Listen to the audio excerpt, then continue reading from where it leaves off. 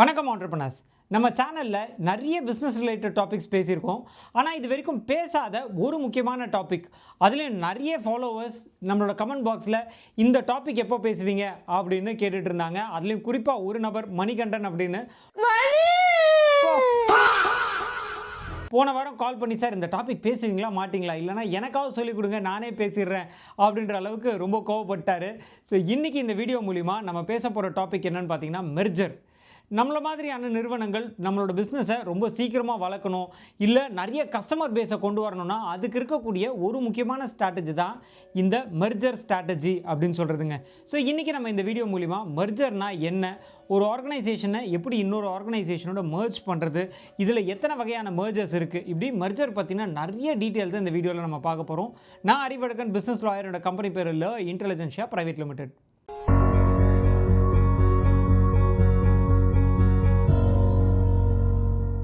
முதல்ல மெர்ஜர்னா என்னன்னு பார்த்துடலாங்க. மெர்ஜர் அப்படின்றது மார்க்கெட்டில் ரெண்டு கம்பெனி இருக்குது, அந்த ரெண்டு கம்பெனியுமே போட்டி போட்டு க்ரோ ஆகிறத விட ரெண்டு கம்பெனியும் சேர்ந்து மார்க்கெட்டில் சக்ஸஸ் ஆகலாம் அப்படின்ற ஒரு கான்செப்ட் தான் மெர்ஜர். உதாரணத்துக்கு நீங்கள் ஒரு கம்பெனி வச்சுட்டு இருக்கீங்க, உங்கள் காம்படிட்டரும் இருக்கார், ரெண்டு பேருமே ஒரே ப்ராடக்ட்டோட மார்க்கெட்டில் போட்டி போட்டுட்ருக்கீங்க. அப்போது மார்க்கெட்டில் இருக்கக்கூடிய கஸ்டமர்ஸ் உங்கள் ப்ராடக்ட்டை கொஞ்சம் பேர் வாங்குவாங்க, உங்களோட காம்படிட்டரோட ப்ராடக்ட்டை கொஞ்சம் பேர் வாங்குவாங்க. இன்ஸ்டன்ட் நீங்கள் ரெண்டு பேரும் சேர்ந்து ஒரே கம்பெனி ஆனீங்க அப்படின்னா கஸ்டமர்ஸ்க்கு வேறு ஆப்ஷனே இருக்காது, உங்கள் ப்ராடக்ட்ஸை மட்டும்தான் வாங்க முடியும். அதனால் ரெண்டு கம்பெனியும் சேர்ந்து ரொம்ப சுலபமாக வளர முடியும். இந்த கான்செப்டை தான் மெர்ஜர் அப்படின்னு சொல்கிறோங்க. பொதுவாக மார்க்கெட்டில் இந்த மெர்ஜர் எப்போ நடக்கும் அப்படின்னு பார்த்தீங்கன்னா, ரெண்டு கம்பெனிஸ் இருப்பாங்க, இந்த ரெண்டு கம்பெனிஸுமே ஒரே லெவலில் இருப்பாங்க. ஒன்று ரொம்ப பெரிய கம்பெனி, இன்னொன்று ரொம்ப சின்ன கம்பெனியாக இருந்ததுன்னா அந்த இடத்துல மெர்ஜர் அப்படின்றது வராது, அக்விசிஷன் அப்படின்னு வரும். இந்த அக்விசிஷன்றதை பற்றி அடுத்த வீடியோவில் பார்க்கலாம். பட் மெர்ஜர் அப்படின்றது ரெண்டு கம்பெனிஸ் ரெண்டுமே ஒரே லெவலில் இருக்கும்போது அந்த இடத்துல மெர்ஜர் அப்படின்றது நடக்கும். அந்த மெர்ஜர் நடக்கும்பொழுது அந்த ரெண்டு கம்பெனிஸும் சேர்ந்து ஒரே கம்பெனியாக இணையும். இந்த மெர்ஜர்ன்ற வார்த்தையோட தமிழாக்கம் தான் இணைதல் அப்படின்னு சொல்கிறோங்க.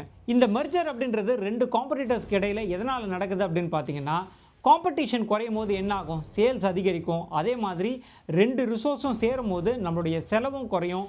இது மூலிமா மார்க்கெட் ஷேரை ரொம்ப ஈஸியாக நம்மளால் அதிகரிக்க முடியும். இந்த காரணத்துக்காக தான் மெர்ஜர் அப்படின்ற ப்ராசஸ் நடக்குதுங்க. இது வரைக்குமே இந்த மெர்ஜரில் இன்னும் கன்ஃபியூஷன்ஸ் இருக்குது அப்படின்னா ஒரு எக்ஸாம்பிள் சொன்னேன்னா எல்லாருக்குமே ஈஸியாக புரிஞ்சிருங்க. நம்ம மார்க்கெட்டில் வோடஃபோன் இருந்தாங்க, அதே மாதிரி ஐடியா. இந்த ரெண்டு கம்பெனிஸுமே டெலிகாம் இண்டஸ்ட்ரியில் ரொம்ப பெரிய கம்பெனிஸாக இருந்துகிட்டு இருந்தாங்க. ரெண்டு கம்பெனிஸுக்குமே நிறைய கஸ்டமர்ஸ் இருந்துகிட்டு இருந்தாங்க. ஆனால் மார்க்கெட்டில் பெரிய காம்படிஷன் இருந்துகிட்டு இருந்தது. ஏர்டெல், ஜியோ இந்த மாதிரியான கம்பெனிஸ்லாம் இருந்ததுனால இந்த ரெண்டு கம்பெனியுமே ஒரு பெரிய ப்ரெஷரில் இருந்துகிட்டு இருந்தாங்க. அதனால் ஒரு நாள் என்ன முடிவு பண்ணுறாங்க அப்படின்னா, வோடஃபோன், ஐடியா ரெண்டு பேருமே மெர்ஜ் ஆகிடலாம். இது மூலிமா என்ன ஆகும், கஸ்டமர்ஸ் ஒன்றாவாங்க, டவர்ஸ் ஒன்றாகும், ஃபினான்ஷியல் ரிசோர்ஸும் கம்பைன் ஆகும். இது மூலிமா மார்க்கெட் ஷேர் அதிகரிக்கும், செலவை குறைக்க முடியும், அண்ட் ரெண்டு கம்பெனியும் சேர்ந்து சக்ஸஸ் ஆகவும் முடியும். ஸோ இதுதான் மெர்ஜருக்கு இருக்கக்கூடிய ஒரு ரீசெண்ட் எக்ஸாம்பிளுங்க. அடுத்த டாபிக் பார்க்குறதுக்கு முன்னாடி ஒரு முக்கியமான விஷயங்க. நிறைய பேர் இப்போ தான் பிஸ்னஸ் ஆரம்பிக்கிற அந்த ப்ராசஸில் இருந்துகிட்டு இருப்பாங்க. ஒரு பிஸ்னஸ் ஆரம்பிக்கணும் அப்படின்னா அந்த பிஸ்னஸ்க்கு என்னெல்லாம் ரிஜிஸ்ட்ரேஷன்ஸ் வாங்கணும், எப்படி லைசன்சஸ் வாங்கணும், அதுக்கு தேவையான டாக்குமெண்ட்ஸ் என்ன, ப்ராசஸ் என்ன, இதெல்லாம் பற்றி நம்ம ஒரு டீட்டெயில்டாக பிடிஎஃப் டாக்குமெண்ட் க்ரியேட் பண்ணியிருக்கோம். உங்களுக்கு அந்த பிடிஎஃப் டாக்குமெண்ட் தேவைப்படுது அப்படின்னா டிஸ்கிரிப்ஷனில் ஒரு லிங்க் கொடுத்துருக்கோம். அந்த லிங்கை கிளிக் பண்ணி பிடிஎஃப் டாக்குமெண்ட்டை ஃப்ரீயாகவே டவுன்லோட் பண்ணிக்கலாங்க. இந்த மெர்ஜரில் மொத்தம் 3 வகையான மெர்ஜர்ஸ் இருக்குங்க. ஒன்று பார்த்தீங்கன்னா ஹரிசான்டல் மெர்ஜர். ஹரிசான்டல் மெர்ஜர் அப்படின்றது என்னென்னா, மார்க்கெட்டில் ஒரே இண்டஸ்ட்ரியில் இருக்கக்கூடிய ரெண்டு காம்படிட்டர்ஸ் ஒன்றா சேர்றது. ஸோ இதுதான் நம்ம ஹரிசான்டல் மெர்ஜர் அப்படின்னு சொல்கிறோம். சிம்பிளாக சொல்லணும் அப்படின்னா, நம்ம போட்டி போடுறத விட மார்க்கெட்டில் ஒன்றா சேர்ந்து போராடணும் அப்படின்னா ஈஸியாக ஜெயிக்கலாம் அப்படின்னு ரெண்டு கம்பெனிஸ், ஒரே இண்டஸ்ட்ரியில் இருக்க ரெண்டு கம்பெனி சேர்றாங்க. இதுதான் ஹரிசான்டல் மெர்ஜர். உதாரணத்துக்கு டிஸ்னி ஹாட்ஸ்டாரும் ஜியோவும் ஒன்றா மெர்ஜ் ஆகுறாங்க. இதுதான் இன்னைக்கு ஜியோ ஹாட்ஸ்டார் அப்படின்ற பிராண்டில் நம்ம ஓடிடி பிளாட்ஃபார்ம் பார்த்துட்டு இருக்கோம். அடுத்து வெர்டிக்கல் மெர்ஜர். வெர்டிக்கல் மெர்ஜர் அப்படின்றது ஒரு கம்பெனி அந்த கம்பெனியோடைய டிஸ்ட்ரிபியூட்டர் ஆர் வெண்டார்ஸோட மெர்ஜ் ஆகிறது தான் நம்ம வெர்டிக்கல் மெர்ஜர் அப்படின்னு சொல்கிறோங்க. உதாரணத்துக்கு ரிலையன்ஸ் ரீட்டெயிலும் மில்க் பாஸ்கெட்டும் மெர்ஜ் ஆன ஒரு கதை இருக்குது. ரிலையன்ஸ் ரீட்டெயில் உங்கள் எல்லாருக்குமே தெரியும், அவங்க ரீட்டெயிலில் பெரிய ஜாம்பவான். Milk basket delivery partner. So இவங்க ரெண்டு பேரும் இணையும் போது ரிலையன்ஸ் ரீட்டெயிலுக்கு ஒரு பெரிய அட்வான்டேஜ் கிடைக்குது.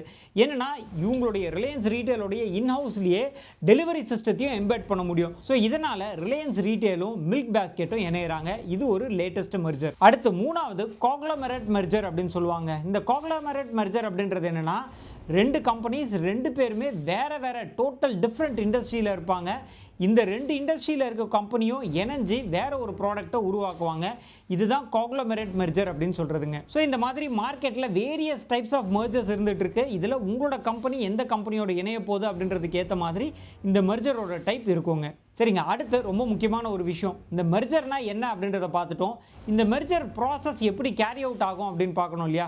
ஜஸ்ட் 2 கம்பெனி இருக்காங்க, அவங்க 2 பேரும் பேசிட்டு சரிப்பா நாளை காலையிலேருந்து நம்ம 2 கம்பெனியும் இணைஞ்சிருச்சு அப்படின்னு வாய் வழியாக சொன்னால் மட்டும் போகாது. இதுக்கு ஒரு பெரிய லீகல் ப்ராசஸ் இருக்குங்க. முதல் ஸ்டெப் என்ன அப்படின்னு பார்த்தீங்கன்னா, 2 கம்பெனிஸும் முதல்ல பேசி ஒரு சுமூகமான தீர்வுக்கு வரணும். 2 கம்பெனியை என்ன டேர்ம்ஸ் அண்ட் கண்டிஷன்ஸில் சேர போகிறோம், முதல்ல சேர போகிறோம் அப்படின்னா என்ன டேர்ம்ஸ் அண்ட் கண்டிஷன்ஸில் சேர போகிறோம், இல்லை 2 கம்பெனி சேர்றாங்க அப்படின்றப்ப கம்பெனி ஏக்கு எவ்வளோ பங்குகளை பிரிக்க போகிறோம், கம்பெனி பிக்கு எவ்வளோ பங்குகளை பிரிக்க போகிறோம் அப்படின்ற ஒரு கன்க்ளூஷனுக்கு வரணும். ஸோ இதில் முதல் கட்டம் அப்படின்றது பேச்சுவார்த்தை. அடுத்து 2வது நிலை என்ன அப்படின்னு பார்த்தீங்கன்னா, போர்டு ரெசல்யூஷன். முதல்ல நீங்கள் பேசி முடிவு எடுத்துட்டீங்க, அடுத்து தனித்தனியாக அவங்கவுங்க கம்பெனியோடைய board of directors meeting call for பண்ணி அதில் இந்த மெர்ஜருக்கான ஒரு அப்ரூவலை போர்டு வந்து பாஸ் பண்ணுங்க. ஸோ 2வது கட்டம் அப்படின்றது போர்டு ரெசல்யூஷன் பாஸ் பண்ணுறது. அடுத்து 3வது நிலை மெர்ஜர் அக்ரிமெண்ட். இந்த மாதிரி மெர்ஜர் நடக்க போது அந்த மெர்ஜரில் இதெல்லாம் தான் டேர்ம்ஸ் அண்ட் கண்டிஷன்ஸ். ஒரு கம்பெனி ஏ அப்படின்றவங்க என்னெல்லாம் ரிசோர்ஸ் கொடுக்க போகிறாங்க, கம்பெனி பின்றவங்க என்னெல்லாம் ரிசோர்ஸ் கொண்டு வர போகிறாங்க, 2 கம்பெனியும் எப்படி பங்குகளை பிரிச்சுக்க போகிறாங்க, லாபத்தை எப்படி பங்கு போட்டுக்க போகிறாங்க, இப்படி எல்லா விஷயங்களையும் இந்த மெர்ஜர் அக்ரிமெண்ட்டில் பேசி அதை எழுதி ஃபைனலைஸ் பண்ணி 2 கம்பெனிஸோட டைரக்டர்ஸும் சைன் பண்ணுவாங்க. ஸோ இதுதான் ஸ்டெப் நம்பர் 3. அடுத்த ஸ்டெப் நம்பர் 4 ரொம்ப முக்கியமான ஒரு ஸ்டெப்புங்க.